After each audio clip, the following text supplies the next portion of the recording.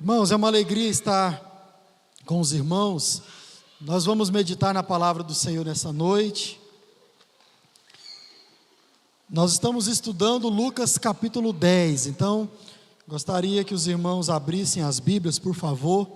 Evangelho de Lucas, vamos meditar em todo o capítulo 10. Vamos ler parte desse texto agora e depois nós continuaremos com a leitura da palavra de Deus. Evangelho de Lucas, nós estamos estudando esse texto de forma sequencial. Domingo passado, o pastor Washington esteve aqui falando sobre o capítulo 9 e hoje nós meditaremos no capítulo 10. Vamos tirar algumas lições importantes desse texto. Se você já abriu, se coloque de pé mais uma vez para que nós possamos ler a palavra do nosso Deus. Lucas capítulo 10, eu vou ler primeiro até o verso de número 28, até o verso de número 24, do 1 até o verso 24, muita atenção para a leitura da palavra de Deus. Depois disso, o Senhor escolheu outros 72 discípulos e os enviou adiante, 2 a 2, às cidades e aos lugares que ele planejava visitar. Estas foram suas instruções: a colheita é grande, mas os trabalhadores são poucos. Orem ao Senhor da colheita, peçam que Ele envie mais trabalhadores para os seus campos. Agora vão e lembrem-se de que eu os envio como cordeiro no meio de lobos. Não levem dinheiro algum, nem bolsa de viagem, nem um par de sandálias extras, e não lhe detenham para cumprimentar ninguém pelo caminho. Quando entrarem numa cidade, digam primeiro que a paz de Deus esteja nesta casa.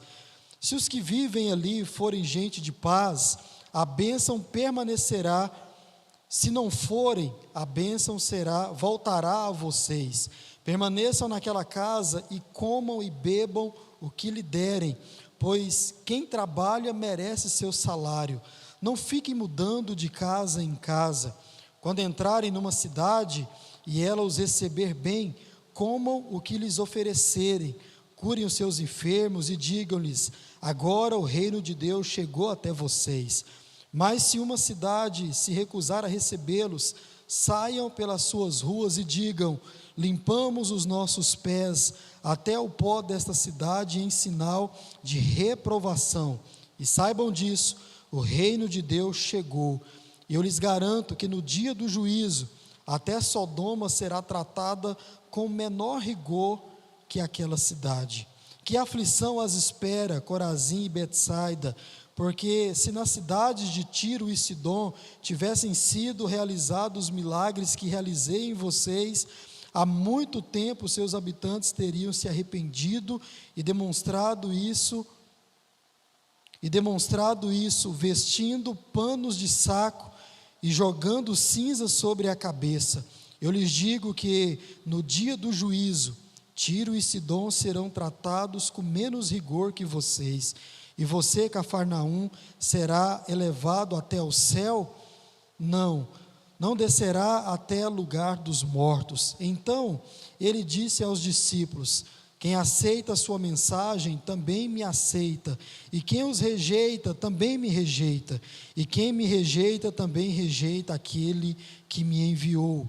Quando os 72 discípulos voltaram, relataram com alegria: Senhor, até os demônios nos obedecem pela sua autoridade. Então ele lhes disse: vi Satanás caindo do céu como um relâmpago. Eu lhes dei autoridade para pisarem sobre cobras e escorpiões e sobre todo o poder do inimigo. Nada lhes causará dano. Mas não se alegrem porque os espíritos impuros lhes obedecem. Alegrem-se porque os seus nomes estão registrados no céu. Naquele momento, Jesus foi tomado de alegria do Espírito Santo e disse: Pai, Senhor dos céus e da terra, eu te agradeço, porque escondestes estas coisas dos que consideram sábios e inteligentes, e revelastes aos que são como crianças. Sim, Pai, foi do teu agrado fazê-lo assim. Meu Pai me confiou todas as coisas. Ninguém conhece verdadeiramente o Filho, a não ser o Pai. E ninguém conhece verdadeiramente o Pai, a não ser o Filho, e aqueles a quem o Filho lhes revelar. Então, em particular, ele se voltou para os discípulos e disse: felizes os olhos que veem o que vocês viram. E eu lhes digo, muitos profetas e reis desejaram ver o que vocês têm visto e ouvido, o que vocês têm ouvido, mas não puderam. Amém, meus irmãos? Vamos orar. Senhor Deus e Pai, está diante de nós a Tua palavra lida. Nós pedimos ao Senhor, ao Espírito Santo do Senhor, continue a falar conosco, continue a trabalhar nas nossas vidas sobre aquilo que nós devemos fazer ao meditar na Tua palavra nessa noite. Que o Espírito Santo do Senhor possa nos convencer daquilo que nós precisamos nessa noite. Assim oramos, confiados no Teu poder, no poder da Tua palavra. Oramos em nome de Jesus. Amém. Pode sentar, irmãos. Aplicações para a vida cristã. É sobre isso que eu quero refletir com os irmãos nessa noite. Eu creio que é sobre isso, uma das coisas que esse texto, que Lucas, em todo o seu capítulo 10, tem a falar conosco nessa noite. Lucas quer trazer à nossa memória, quer nos lembrar sobre algumas práticas, algumas aplicações da vida daquele que é discípulo de Jesus. Então, eu creio que nós somos discípulos do Senhor Jesus. Creio que Deus nos escolheu antes da fundação do mundo para segui-lo, para servirmos a Ele. Pois bem, irmãos, nós, os discípulos de Jesus, temos muitas coisas a fazer, e todas elas estão descritas na palavra de Deus. Eu creio que nessa noite é o que Lucas quer trazer à nossa memória, algumas aplicações para a nossa vida cristã. Quando nós falamos em discípulo de Jesus ou de vida cristã, talvez uma das perguntas mais difíceis de se responder é: quem é verdadeiramente um discípulo de Jesus? Quem é verdadeiramente um cristão? Quem é verdadeiramente um servo do Senhor Jesus? Quando nós olhamos para a Bíblia Sagrada, para a Palavra de Deus, nós percebemos que ela nos mostra algumas coisas, como por exemplo, a Bíblia por vezes nos mostra quem é de fato e de verdade um verdadeiro cristão.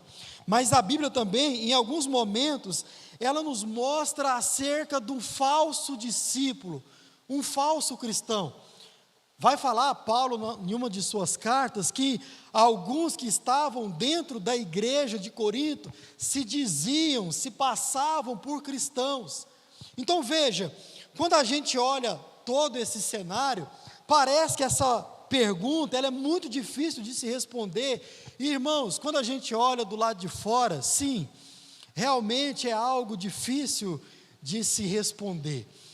Um episódio muito conhecido, o episódio quando Judas trai Jesus. Ali você vê, em um dos evangelhos, não me lembro qual, mas você vai ver os discípulos cochichando entre si, olhando para aquilo que Jesus estava dizendo e se perguntando: será que é um de nós? Será que sou eu esse quem vai trair Jesus?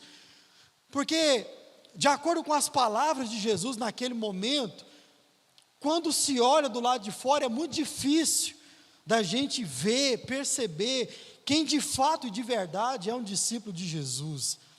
Mas, irmãos, uma coisa que nós podemos ter certeza, apesar de toda essa aparente confusão, digamos assim, é que a Bíblia também nos mostra de forma muito clara quem é um verdadeiro discípulo de Jesus. Todas as páginas da Bíblia, de Gênesis a Apocalipse, nos mostra algumas práticas que os discípulos de Jesus praticam, algumas aplicações que eles procuram dia após dia na sua vida viver. Então, o discípulo de Jesus não é alguém que olha para a palavra de Deus de forma displicente, não.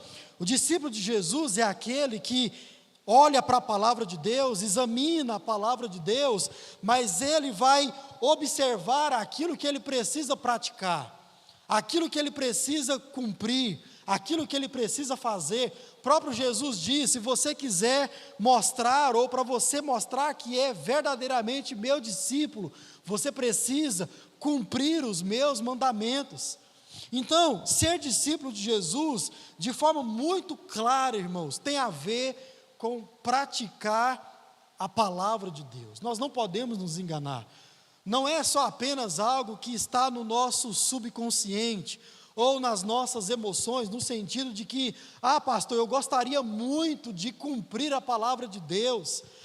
Pastor, eu gostaria muito de ter esse vigor, ter essa força, porque eu tenho sim uma vontade de cumprir a palavra de Deus. Ok, isso faz parte de um cristão. Mas, irmãos, um cristão, ele não se resume em apenas querer, em apenas procurar, não. O cristão é aquele que pratica também a palavra de Deus. Sim, em muitos momentos nós iremos falhar. Talvez na maioria dos momentos nós iremos falhar.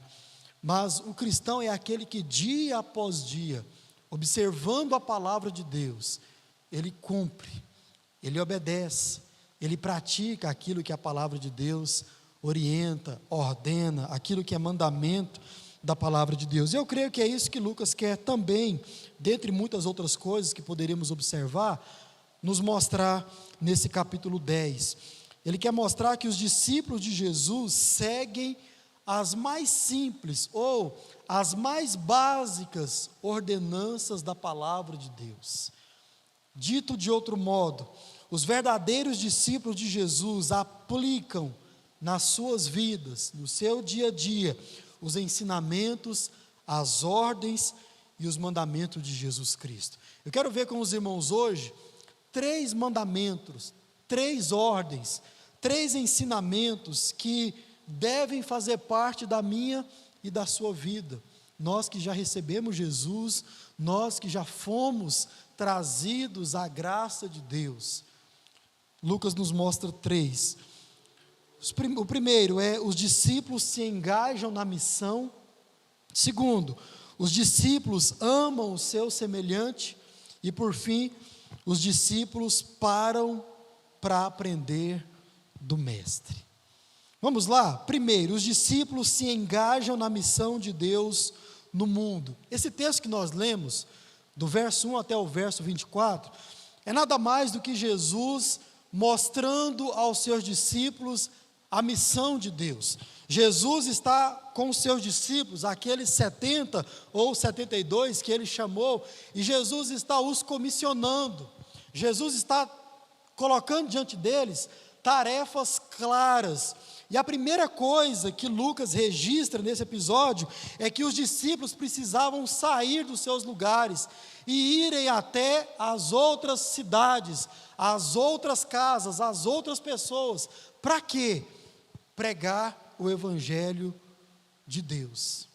Irmãos, nós temos ouvido que pregar o evangelho faz parte da nossa missão desde a nossa conversão. Eu tenho uma caminhada na vida cristã, já sou crente há algum tempo, mas aqui tem irmãos que já são crentes há muito mais tempo que eu. Tem irmãos aqui talvez mais novos que eu na fé, mas o fato é, todos nós, independente da idade na fé que tenhamos, nós ouvimos desde a nossa conversão que nós precisamos evangelizar as pessoas. Nós precisamos sair do nosso lugar, ir até outros lugares, perto, lugares longe, e falar do amor de Deus para as outras pessoas. É engraçado, conversava com o pastor Lorival agora cedo, agora antes do culto, e ele disse que alguém perguntou o porquê de uma ação evangelística. Meu Deus, precisa a gente responder uma pergunta como essa? Precisa a gente fazer uma pergunta como essa? Nós iremos até um outro bairro da nossa cidade evangelizar as pessoas, e alguém pergunta: pastor, para que isso? Bom, disse para o pastor mais cedo, e digo para os irmãos agora, a primeira resposta que nós poderíamos dar é porque isso é papel dos discípulos de Jesus. Foi para isso que o Senhor nos comissionou, foi para isso que o Senhor nos chamou, não só, como se isso fosse só, mas apenas para gozar da vida eterna, não. Nós temos uma missão aqui nesse mundo, temos uma missão aqui na nossa cidade, temos uma missão aqui no nosso bairro. Qual é a nossa missão, irmãos? Levar o Evangelho de Deus àquelas pessoas que não conhecem. Está muito claro isso aqui nas palavras de Jesus. Então, essa é a nossa missão. Quando a gente olha para o verso 1 até o verso 9, Jesus mostra para nós a urgência desse nosso chamado, a urgência de eu e você, como discípulos dele, sairmos e falarmos do amor dele para outras pessoas. Veja, o próprio Jesus diz aí que esse trabalho é muito grande.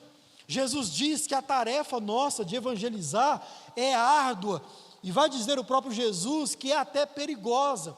Como ele começa o texto? Dizendo que nós fomos enviados como cordeiros no meio de lobos.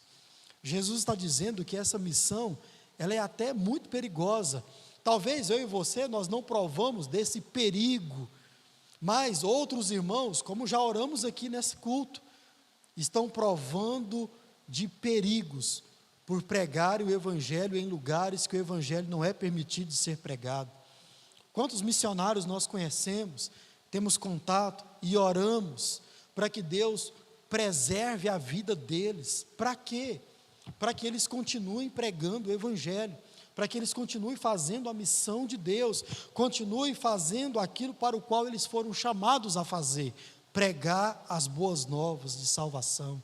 Irmãos, isso não é papel apenas dos missionários, não, é papel de todos os discípulos de Jesus, faz parte do nosso comissionamento. Paulo disse isso: eu queria morrer e estar com Jesus, esse é o meu desejo, morrer e estar com Cristo. Mas ele diz, há muito mais a fazer aqui no meio de vocês. Paulo estava falando da pregação do Evangelho, Paulo estava falando de ir em outras cidades e falar do amor de Cristo, plantar outras igrejas, chamar mais missionários para continuar fazendo a obra do Senhor. Irmãos, os discípulos de Jesus se engajam na missão de Deus, de levar o Evangelho. Esse texto mostra para a gente, esse trecho que nós lemos, que nós não podemos perder tempo com coisas vãs. Veja, quantas instruções Jesus coloca aí para os seus discípulos: não precisam levar dinheiro, não levem sandálias, não levem bolsas, não, a missão ela é urgente, não há tempo a se perder. Irmãos, o discípulo de Jesus se preocupa com isso. É interessante a gente ver, durante a nossa caminhada, durante a nossa vida, que nós perdemos muito tempo com muitas coisas vãs. Por exemplo, infelizmente, nós, quando conversamos com pessoas não crentes, e eu e você, nós temos contato com pessoas não crentes o tempo inteiro, todo dia da nossa semana, nós nos encontramos com alguém que não conhece o Senhor Jesus. E muitas vezes nós conversamos por muito tempo com essa pessoa e sequer mencionamos o nome Jesus Cristo, ou o Evangelho, ou apresentamos a palavra de Deus. Irmãos, esse texto mostra para mim e para você que nós não podemos perder tempo assim. Quando nós estivermos diante de alguém que nós temos certeza que não conhece o Evangelho, nós precisamos aproveitar essa oportunidade. Não podemos gastar tempo com outros assuntos. A nossa prioridade diante de um não cristão é apresentar o Evangelho da salvação. Por quê, pastor? A primeira resposta é porque nós não sabemos quando essa pessoa irá partir desse mundo. E será que eu ou você, de encontro com essa pessoa, não fomos a última pessoa que essa pessoa se encontrou? Vixe! E aí? E nós deveríamos ter falado do amor de Deus, deveríamos ter contado aquilo que o próprio Deus fez em nós. Pastor, eu não tenho muita facilidade em pregar, em abrir a Bíblia e explicar um texto bíblico. Irmão, conte aquilo que o Senhor fez na sua vida, conte aquilo que Deus fez em você, qual foi a mudança que Deus fez em você. Olha, nós conhecemos uma história na Bíblia da mulher samaritana. Ela estava num poço e Jesus então transformou a vida daquela mulher. O que aconteceu? Ela voltou para a cidade e o texto não diz que ela contou toda a narrativa bíblica, O texto não diz que ela abriu as escrituras e pregou de praça pública, não. De forma muito clara, e quem vai dizer isso vai ser os outros convertidos, os que converteram depois dela, que ela contou aquilo que Jesus tinha feito na sua vida. Olha, eu acabei de sair da presença de um homem que contou tudo a meu respeito, e transformou tudo aquilo que eu estava vivendo, me tirou do lamaçal do pecado. E esses outros homens, o resto da cidade vai ao encontro de Jesus, chega diante de Jesus e diz algo que para mim é maravilhoso. Não é mais pelo testemunho dessa mulher que nós cremos, nós agora estamos diante da vida. Irmãos, mas como que a evangelização começa? Em mostrar aquilo que o Senhor fez na nossa vida, em apresentar aquilo que o Senhor transformou em nós, e dizer: veja, eu era dessa forma, e agora eu vivo para a honra e glória do Senhor, e foi isso que Deus fez na minha vida. Lembrando de Paulo, Paulo também fazia exatamente isso. Quantas vezes Paulo narrava como ele era, e agora passa a narrar como ele foi transformado pelo Senhor Jesus. Irmãos, o nosso testemunho de conversão é uma arma muito forte para que a gente possa alcançar o coração das outras pessoas. E no mais, pastor, vamos orar, vamos clamar ao Espírito Santo de Deus que continue falando, continue trabalhando no coração daqueles que Deus colocou diante de nós, para que no momento certo o Espírito Santo possa fazer uma obra completa na vida dessa pessoa. Mas começa com o nosso ID, começa com a gente sair da nossa casa, e como lemos no texto, irmos para outras casas, irmos para outras cidades, nos encontrarmos com outras pessoas e pregarmos o evangelho da salvação. Agora, irmãos, isso não vai acontecer se a gente, ao contrário do texto, continuar perdendo tempo, falando de coisas alheias e não nos importando com a vida eterna daquela pessoa. Infelizmente, a gente faz isso. Falamos de muitos assuntos sem importância, sem relevância, e muitas vezes, irmãos, vamos ser honestos, nós conversamos com não crentes, assuntos que nem deveríamos conversar, assuntos que vão contra a fé que professamos ter, vocabulários que vão contra aquilo que nós dizemos crer. Mas muitas vezes nós não falamos do amor de Jesus, não falamos do Evangelho. Irmãos, um cristão verdadeiro, ele aplica a palavra de Deus na sua vida. Qual é a palavra de Deus? É que nós precisamos sair do lugar que nós estamos e pregar o Evangelho da salvação, porque há muitas pessoas precisando ouvir desse Evangelho. Muitas pessoas que já foram escolhidas por Deus antes da fundação do mundo, estão esperando que eu e você, nós nos acheguemos até elas e preguemos o Evangelho, para que o Espírito Santo possa entrar. Irmãos, não sei se já falei isso aqui, mas sempre quando falo de evangelização, gosto de dizer, Deus poderia abrir as portas do céu e mostrar a sua glória salvadora para todos os incrédulos. Ele poderia fazer isso. Ele tem até, talvez, uma vontade de fazer isso, porque diz a palavra de Deus que é desejo dele, que todos sejam salvos. Mas Deus já escolheu a forma que as outras pessoas vão se achegar a ele. Qual é a forma? Através dos seus discípulos, através de mim e através de você. Sempre foi assim na história da salvação. Sempre foi assim. Prova disso, você é um discípulo de Jesus, por quê? Porque alguém chegou um dia para você e te convidou para vir a uma igreja. Alguém um dia chegou para você e falou do amor de Jesus. Eu não sei como foi a sua conversão, mas de uma coisa eu sei, teve o envolvimento de uma outra pessoa. Simples assim.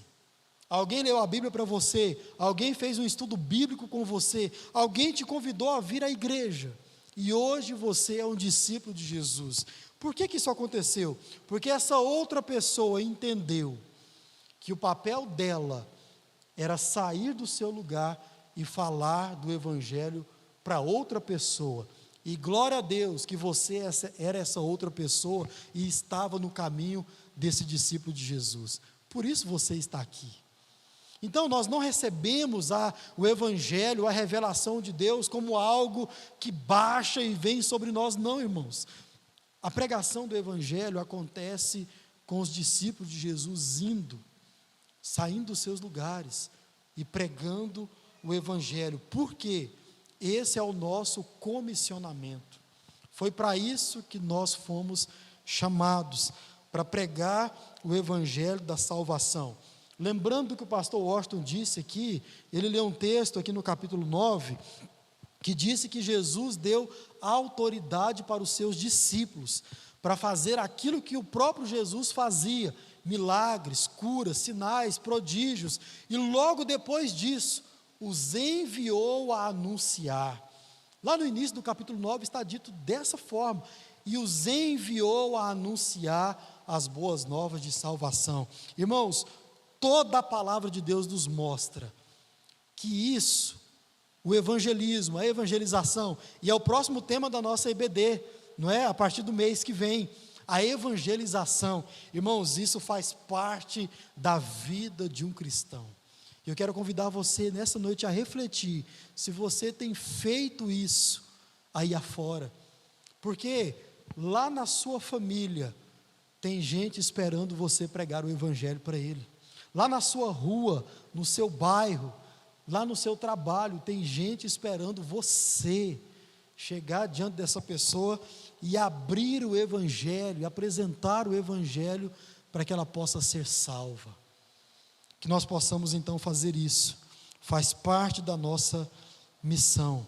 Segundo, queria ler com você, a partir do verso 25, olhe para a sua Bíblia, Lucas 10, o verso 25 vai narrar uma outra história muito conhecida. Diz assim: certo dia, um especialista da lei se levantou para pôr Jesus à prova com esta pergunta: mestre, o que preciso fazer para herdar a vida eterna?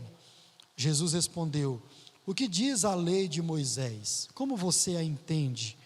O homem respondeu: ame o Senhor seu Deus de todo o seu coração, de toda a sua alma, de toda a sua força e de toda a sua mente, e ame o seu próximo como a si mesmo. Está correto, disse Jesus. Faça isso e você viverá.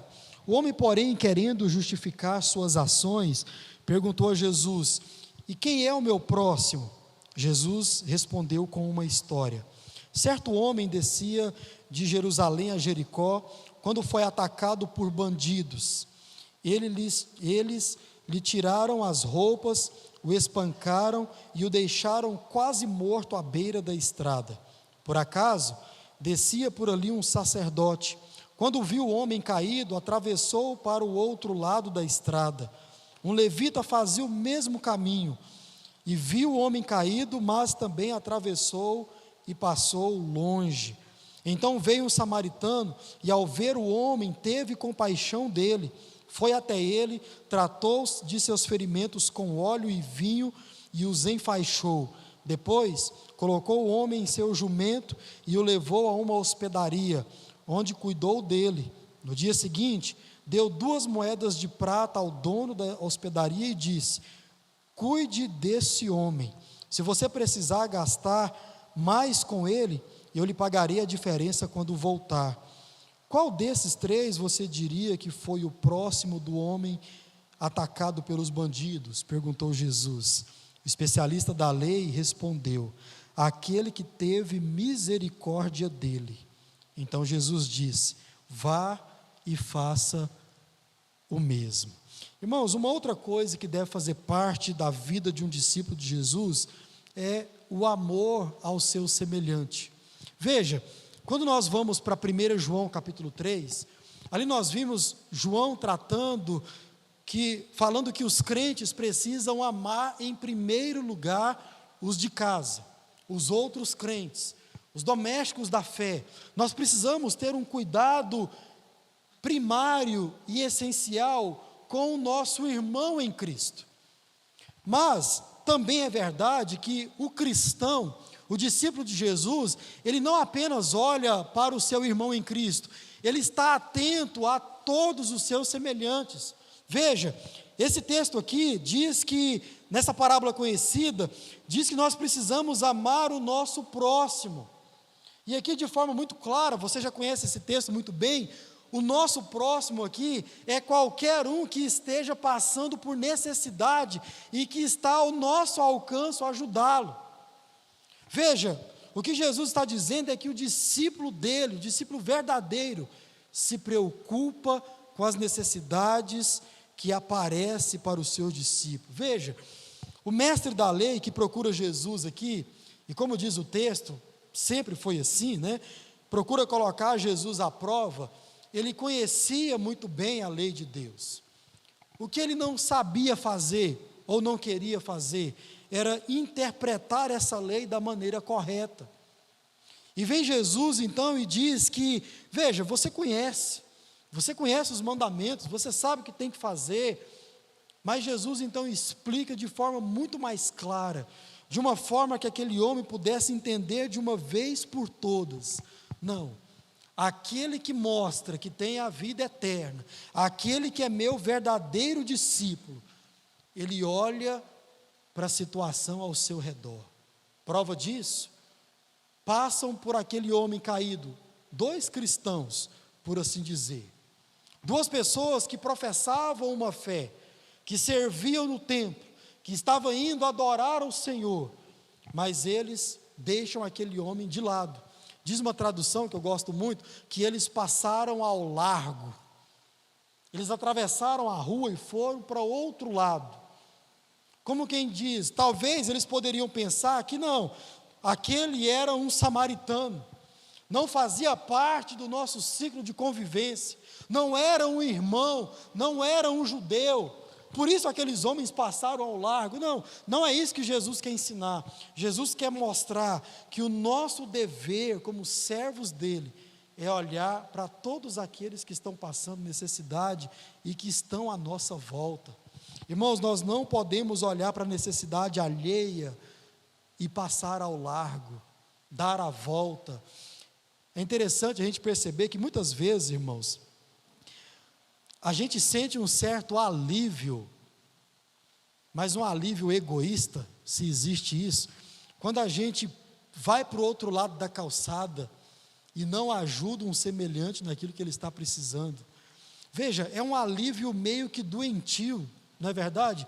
A gente olhar para alguém que está precisando da gente, que de forma muito clara Deus colocou no nosso caminho, para a gente ajudar, para a gente ser bênção, para a gente abençoar a vida daquela pessoa, e talvez por motivo ou por outro, coisas que a gente passa ao largo, e muitas vezes a gente se sente bem com aquilo.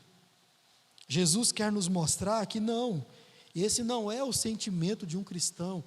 Passar ao largo não faz parte da prática de um discípulo de Jesus. O que é que faz parte da vida de um discípulo de Jesus? Vimos uma necessidade, vimos um necessitado, podemos ajudar, vamos ajudar. Não vamos tapar o sol com a peneira, como se isso resolvesse para o necessitado e para nós mesmos, que precisamos também ajudar, porque a palavra de Deus diz que isso também é papel nosso, como discípulos, como igreja, como pessoas escolhidas por Deus. Irmãos, sim, nós não vamos acabar com a fome do mundo, não vamos. Nós não vamos acabar com todo o sofrimento do mundo, nós não vamos. Até porque esse não é o chamado da igreja, do cristão, acabar com a fome no mundo. Não, esse não é o chamado. Agora, o que nós aprendemos em toda a palavra de Deus é que nós precisamos sim, de alguma forma, em alguma medida, procurar tirar esse mundo da podridão que ele está caminhando, sendo sal, sendo luz desse mundo. Veja, ser sal é preservar aquilo que está em podridão, É para isso que o sal era usado, e era isso que Jesus tinha em mente quando falou para os seus discípulos. Veja, esse mundo está caminhando para uma podridão, esse mundo está caminhando a passos largos a uma podridão, por causa do pecado. E por causa do pecado, há sim outros sofrimentos no mundo. Não há apenas a condenação do inferno, mas é por isso que há tanta fome, há tanta miséria, há tanta gente sofrendo, tanta gente passando por necessidades básicas, há tanta gente precisando de remédio, de comida, de roupa, de coisas básicas.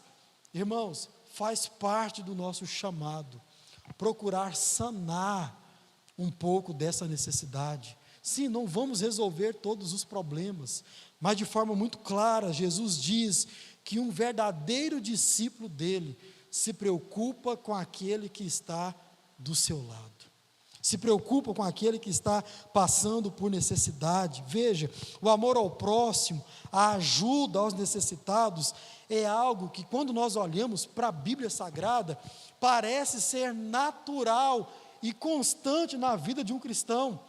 Veja, aqui nós estamos falando de coisas que devem fazer parte da vida de um discípulo.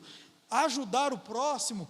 Quando a gente olha para a Bíblia Sagrada, abre aí, por favor, Gálatas, capítulo 2, o verso 9 e o verso 10, a gente vai ver, na linguagem natural do texto, que isso é algo que, sabe, é natural, faz parte do dia a dia do cristão, ajudar o necessitado. Gálatas 2, verso 9 e 10.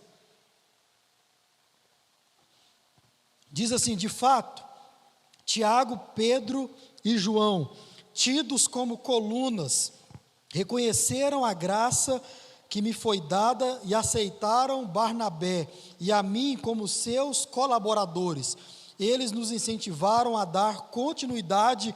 Veja, os papéis aqui dos crentes, dos discípulos, veja, eles nos incentivaram a dar continuidade à pregação aos gentios, enquanto eles prosseguiam no trabalho com os judeus. Agora, olha o verso 10, quando diz: sua única sugestão foi que continuássemos a ajudar os pobres, e que sempre fiz com dedicação. Veja, por um lado, era uma recomendação, era uma sugestão: sempre vocês devem ajudar os pobres. Por outro lado, ele responde: eu sempre fiz isso.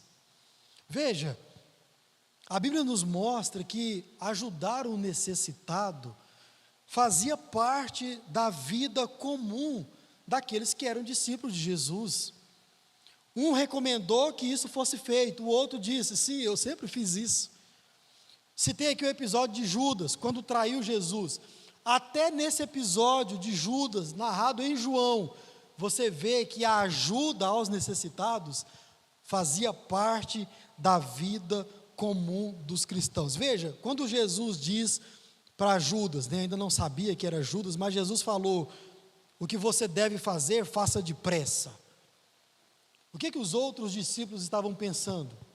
Como Judas cuidava do dinheiro, talvez Jesus estivesse falando para ele comprar alguma coisa para a festa. Mas o outro pensamento, diz lá, Lucas 13, 27 a 29, os outros discípulos também pensavam que era para Judas comprar alguma coisa para dar para os necessitados, algum alimento para dar, para ajudar os pobres, os necessitados, porque isso era um costume, era uma prática dos discípulos de Jesus. Então, toda a Bíblia nos mostra, irmãos, que era comum para os cristãos daquele tempo, e deve ser algo comum também nas nossas vidas, ajudar aquele que está passando por necessidade. Uma coisa importante da gente meditar é que sim, está cada vez mais difícil ajudar aquelas pessoas que a gente não conhece. É ou não é verdade? Está cada vez mais difícil dar esmolas, ajudar alguém que chega pedindo alguma coisa. Eu não sei quantos aqui já moraram no interior, mas eu já fui pastor no interior e é incontável as vezes que chegaram pessoas pedindo coisas para a gente, e que quando a gente ia vasculhar, não era para aquilo que ela estava pedindo. Eu sei que cada vez mais está difícil a gente ajudar aquelas pessoas que a gente não conhece, e muitas vezes essas situações fecham o nosso coração. Esses dias eu estava num curso, sexta-feira, e lá no curso fiquei sabendo que uma senhora foi presa aqui em Goiânia, que ficava pedindo dinheiro no sinal, e aquele local é caminho meu e da minha esposa para irmos para a igreja. Todo domingo a gente passa naquele lugar, e a gente, quando tinha dinheiro no carro, sempre dava para aquela senhora. E ela estava ali há anos com a foto de uma criança, que no fim a gente foi saber que a criança até existe. Sim, mas a história não é bem assim. Ela não é a avó da criança, e ela usava parte do dinheiro para ela, fez um combinado com a mãe da criança, e foi presa por causa disso. Agora, irmãos, quantas pessoas iguais a essa estão por aí enganando as pessoas, pedindo ajuda, dizendo que estão passando por necessidade, e talvez até estejam, mas estão tentando conseguir essas ajudas de forma totalmente errada, enganando outras pessoas. Sim, está cada vez mais difícil confiar, até mesmo na necessidade do próximo. Mas veja, o nosso papel aqui é ajudar quando a gente pode, é ser o auxílio quando a gente pode, é sanar a necessidade quando a gente pode, e entender que o papel de julgar não é nosso, é do Senhor. E diz até a palavra de Deus que a vingança sobre qualquer coisa pertence ao Senhor. Agora, é claro, se a gente sabe, a gente não vai ajudar, se sabe que é para uma coisa errada, ou que não é para aquilo, não é disso que a gente está falando.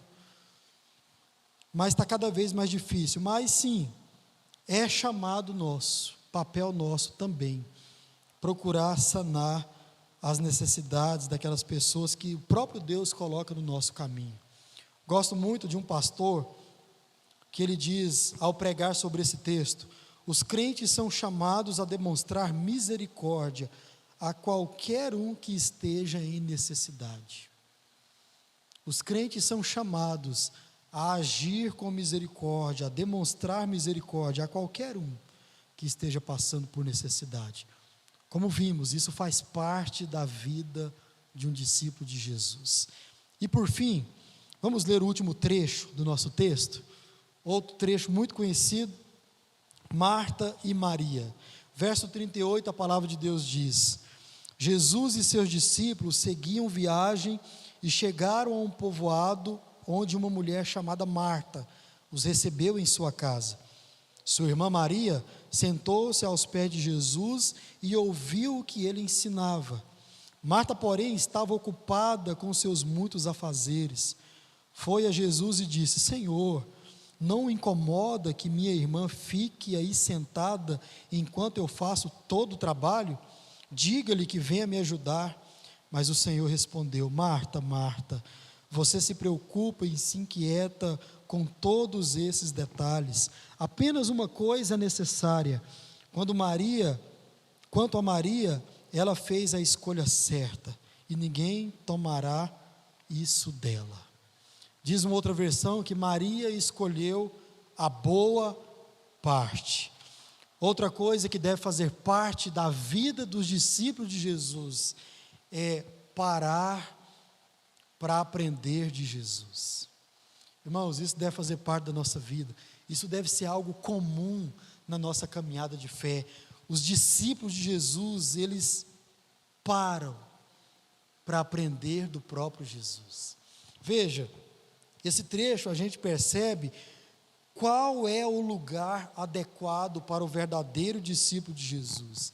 É assentado aos pés do Mestre para aprender, para tirar proveito da presença de Jesus, para aproveitar a presença de Jesus. O texto mostra que Marta estava preocupada demais com tantas outras coisas, com coisas desnecessárias para aquele momento, coisas superficiais para aquele momento. Não, Jesus está na nossa casa, nós estamos na presença de Jesus, vamos aproveitar esse momento, vamos parar e vamos estar aos pés de Jesus para aprender dele.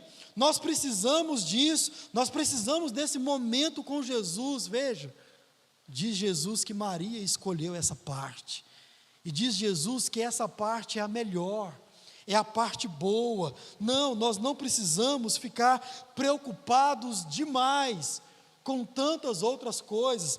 Irmãos, quando a gente olha para toda a palavra de Deus, o Antigo Testamento também mostra isso de forma muito clara. A gente percebe que os discípulos de Jesus, os cristãos, faz parte da vida deles parar para aprender de Jesus, para refletir sobre a pessoa de Jesus. Veja, muitos dos salmos vão dizer isso. Salmo 16, verso 5: somente tu, Senhor, é a minha herança, meu cálice de bênçãos, tu guardas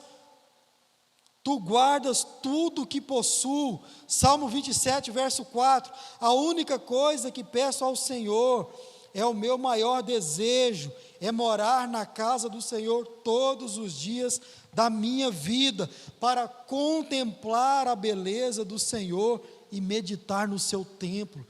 Veja, irmãos, é comum para os crentes estar na presença do Senhor, refletir na palavra do Senhor. Vai dizer o Salmo 1, que nós precisamos parar o dia inteiro para refletir, para estudar, para meditar na palavra do Senhor. Por quê?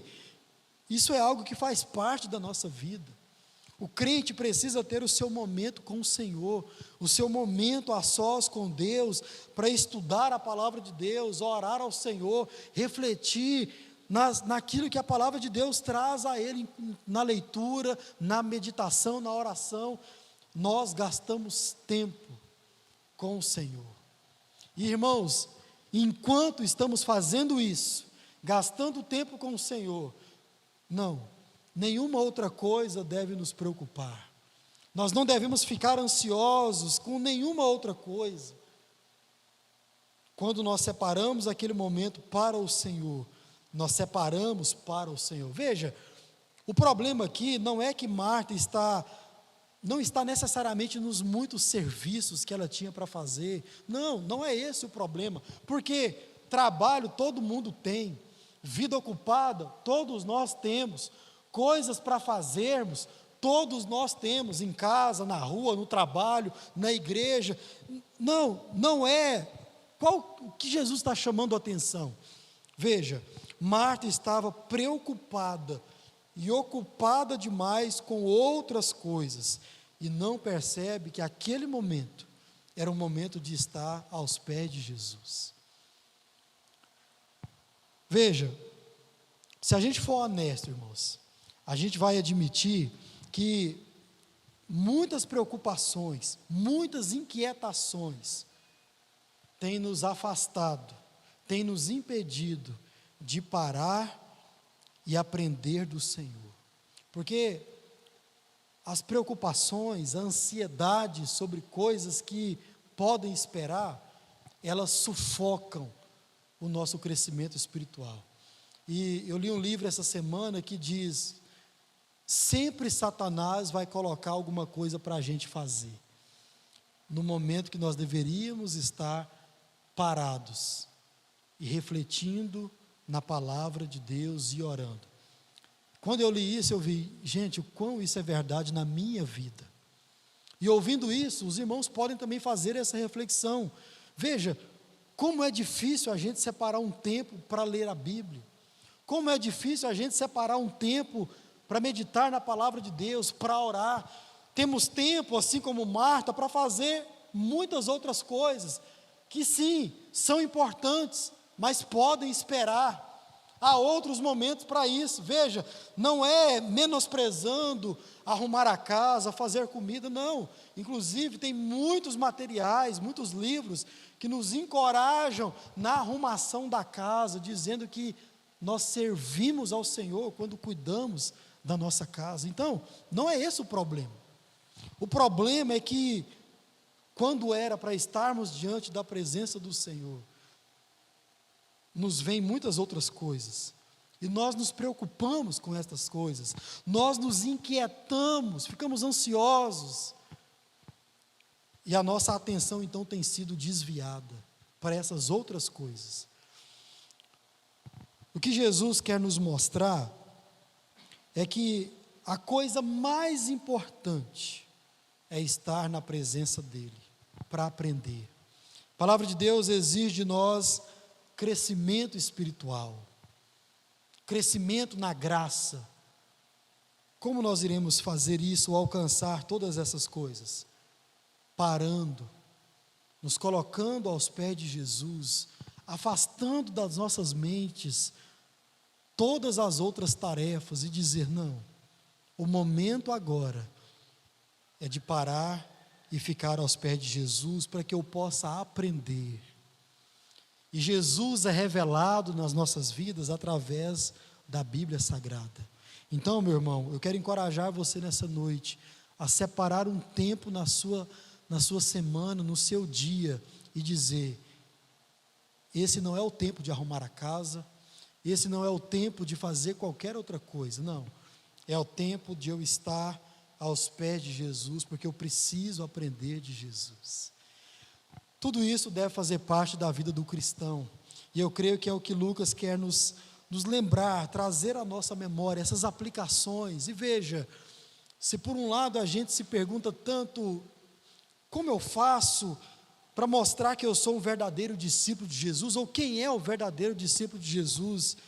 Quem sabe a resposta dessa noite é: o verdadeiro discípulo de Jesus, ele aplica na sua vida, no seu dia a dia, aquilo que está na palavra dele, aquilo que está na palavra de Deus. Então, certamente há muitas coisas que a gente poderia listar, que deve e faz parte da vida de um discípulo de Jesus, mas o que Lucas quer para nós nessa noite é que nós nos engajemos na missão de Deus, de levar o Evangelho àqueles que estão perdidos.